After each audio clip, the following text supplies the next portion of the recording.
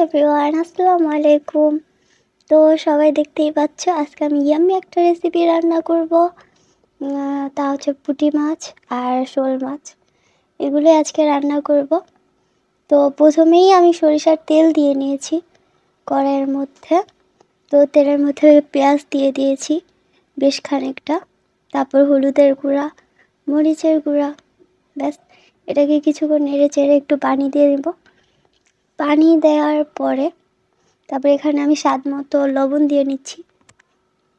লবণ দেওয়ার পর এটা এভাবে একটু কষিয়ে নেব। কষিয়ে যত ভালো কষানো হবে তত ভালো রান্না হবে। কষানোর পরই দেখতেই পাচ্ছ আমার মাছগুলো একদম চকচকা করে পরিষ্কার করে ধুয়ে নিয়েছি। তো এই মাছগুলো দিয়ে আগে কিছুক্ষণ কষিয়ে নেব। এটার মধ্যে আমি কোনো প্রকার পানি অ্যাড করব না, এভাবে করেই কষিয়ে নেব। এই যে পুঁটি মাছগুলো দেখতে পাচ্ছ, এগুলোকে আমি রান্না করব না, এগুলোকে ভেজে নিব।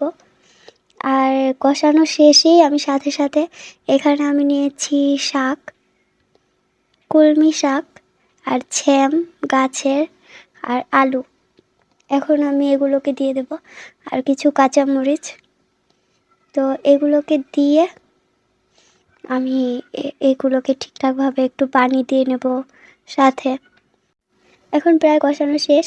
এভাবে শাক দিয়ে মাছ দিয়ে রান্না করবে, ভীষণ মজা লাগে, বিশ্বাস করো, অনেক মজা হয় এই খাবারটা। আর দেখতেই পাচ্ছ যে আমি কিভাবে করে নিয়েছি। এভাবে আরও কিছুক্ষণ আমি এটাকে কষিয়ে নেব, ঢাকনা দিয়ে রান্না করে নেব। রান্না শেষে তারপর যখন দেখবা একদম এরকম হয়ে গেছে অনেকটা, একদম শাকের পাতাগুলো যা আছে ওগুলো একটু চেক করে নেবা। আর গাছের সিমগুলো আমি একটু চেক করে নিয়েছি। তারপর একদম যখন এরকম পুরো পুরো হয়ে যাবে তখন পানিটা অ্যাড করবে। তাহলে কি হবে, মশলাটা অনেক ভালোভাবে আলু আর শাকের মধ্যে ঢুকে যাবে, মাছের মধ্যে। তারপর এইভাবে পানি দেওয়া শেষেই তবে আমি ঢাকনা দিয়ে দেবো। আর প্রথমে যে মাছগুলো আমি কষিয়ে নিয়েছিলাম ওগুলো কিন্তু আমি এই শাকের সাথে রান্না করিনি, আমি এগুলো কষিয়ে নিয়ে উঠিয়ে নিয়েছিলাম, এখন আমি দিয়ে দিয়েছি। ঠিক আছে, তো এভাবে করে দিয়ে আরও প্রায় 5 থেকে 10 মিনিটের মতো রান্নার পর এ দেখো আমার ফাইনাল লুক। এটা খেতে যে কতটা ইয়াম্মি তোমরা না খেলে বুঝতেই পারবে না। তো দেখতেই পাচ্ছ কীরকম লোভনীয় একটা লুক এসেছে। তো থ্যাংক ইউ গাইস, আল্লাহ হাফেজ, সবাই ভালো থাকবে। আমার চ্যানেলটাকে অবশ্যই সাবস্ক্রাইব করবে আর কেমন হলো জানাবে আমাকে। তারপর আমি এই পুঁটি মাছগুলোকেও ভেজে নিয়েছিলাম একদম মচমচে করে। তো থ্যাংক ইউ গাইস, সবাই ভালো থাকবে। আর তোমরা সবাই ভিডিও দেখো বাট আমার চ্যানেলটাকে সাবস্ক্রাইব করো না। আমি নিউ ইউটিউবার, এর জন্য হয়তো বা তোমাদের কাছে ভিডিও হয়তো বা ভালো লাগে না, তাই করো না।